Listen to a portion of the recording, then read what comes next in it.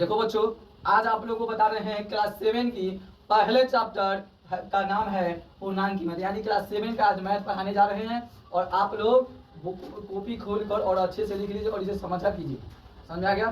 क्योंकि यहाँ पे देखिए क्वेश्चन लिखे हैं, निम्नलिखित के बीच की सभी पूर्णांक लिखिए, यानी कि आपको 7 क्लास की पूर्णांक की समझ है। चैप्टर का नाम लिख लीजिए और ये चैप्टर कितना है? 1 है, यानी कि ये एक्सरसाइज क्या है? 1.1 है।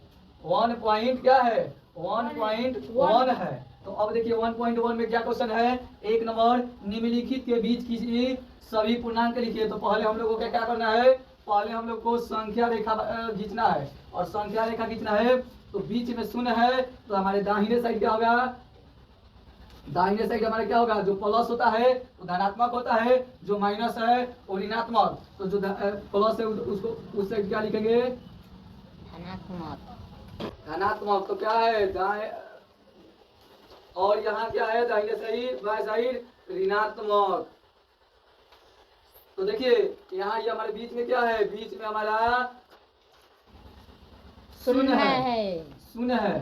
तो देखिए दाहिने साइड धनात्मक है लिखना है, और बाएं साइड ऋणात्मक। तो जो प्लस है उसको क्या कहते हैं? धनात्मक कहते हैं, और जो माइनस है क्या कहते हैं? ऋणात्मक कहते हैं। तो अब यहाँ पे बोल रहे हैं -5 और 5, तो इसको बनाएंगे कैसे? देखिए तो यहाँ पे -5 है, -5 के बाद क्या है? -4। तो यहाँ पे लिखे -4, -3, -2। इसको हम अधिक करके बता रहे हैं आप लोगों को। देखिए इसका उत्तर होगा -4, -3, -2, -1, 0, फिर +1, 2, फिर 3, फिर 4 हो गया। हमारा यहाँ आंसर कंप्लीट हो गया। यानी कि इसी तरह आपको बनाना है। ऐसे संख्या रेखा देकर बनाइएगा तो आपको एग्जाम में अगर मिलेगा तो आपको कोई भी शिक्षक कहेंगे कि नहीं, लड़का अपने से मेहनत किया है, उसको नंबर देना चाहिए। तो इसी तरह आप बनाइए। अगर इसी तरह हम आपको एक और सवाल बता रहे हैं, समझिए। अगर आपको मिलेगा -6 और 6, तो कैसे बनाइएगा? तो उत्तर में लिखना है क्या?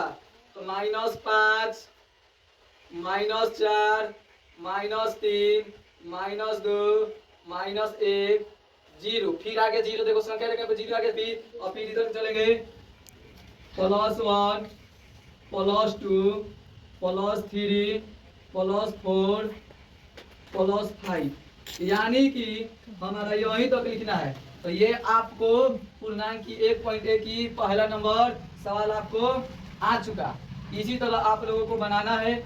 समझा गया? तो इसे आप लोग कॉपी में लिख लीजिए। एक और सवाल आप लोग को बना कर बताते हैं, बताइएगा तो हम समझा रहे हैं। बताइए, अगर यहाँ पे रहेगा -4 और +4, तो क्या करिएगा? तो लिखना है यहाँ पे उत्तर में -1, -2, -1, 0, +1, +2, +3 हो गया आंसर आपका यही कंप्लीट। तो इसी तरह अगर बनाइएगा तो आप एग्जाम में पास करिएगा। कोई भी एग्जामिनर आपको देगा और ये बार बार पूछा जाता है, यानी कोई भी क्लास का। चलिए, तो आप लोगों को क्या बनाना है? अब दूसरा सवाल बनाना है। देखो बता, अभी आप लोगों को 1 नंबर क्वेश्चन बताया, और चलिए 2 नंबर क्वेश्चन बनाना है, और 2 नंबर क्वेश्चन बनाना है। और आज ताकि आप लोगों को 1.1 एक्सरसाइज खत्म हो जाएगा। तो चलिए कॉपी निकाल कर इसे लिख लीजिए। तो हम लिखे हैं यहाँ पे, निम्नलिखित में से प्रत्येक में बड़े पूर्णांक पर घेरा लगाएं।